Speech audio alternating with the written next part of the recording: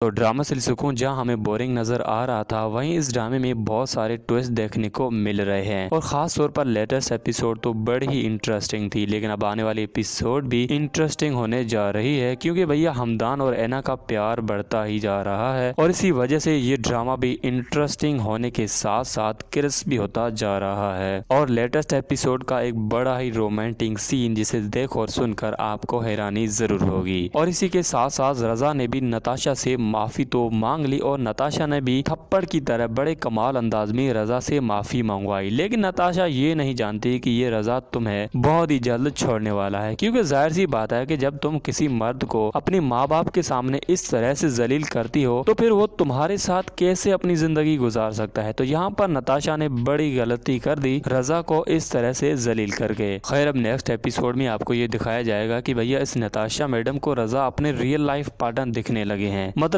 अब जाके इसको ये फील हो रहा है कि रजा में वो तमाम तर खूबियां मौजूद है जो कि मेरे पार्टनर में होनी चाहिए। तो ये बात तो सही है, लेकिन अब रजा भी किसी से कम थोड़ी ना, आखिर वो भी अपना बदला लेकर ही रहेगा। तो ऐसे में फिर वो ये रिश्ता खत्म करके ही रहेगा। और दूसरी तरफ नताशा जो कि अब रजा को पसंद करने लगी है, अब उन मैडम साहिबा को ये कौन बताए कि जिस बंदे को तूने भरी महफिल में थप्पड़ मारकर बेइज्जत किया और उसी के साथ साथ फिर अपने माँ बाप के सामने मजबूर किया कि अब वो बंदा तेरा रियल लाइफ पार्टनर बनेगा, और वो भी रजा जैसा लड़का नहीं, ऐसा हो ही नहीं सकता। और अब जाके नताशा मैडम को ये ख्याल आ रहे हैं कि रजा मेरा रियल लाइफ पार्टनर बने। भाई जब तूने रजा को इतना पसंद कर लिया था तो फिर उसको थप्पड़ मारने के बजाय तुम्हें तो वहाँ खुश होना चाहिए था, लेकिन तूने अपनी उसको औकात दिखाई दी। और तब तक रजा भी नताशा को ऐसी खबर सुनाएगा कि जिस तरह से नताशा ने अपने माँ बाप के सामने रजा को बेइज्जत किया था, तो वो भी ये सोच चुका है कि अब ये रिश्ता मजीद ज्यादा नहीं चलने वाला और ऐसे में वो रिश्ते को सीधा खत्म करने का नाम दे देगा।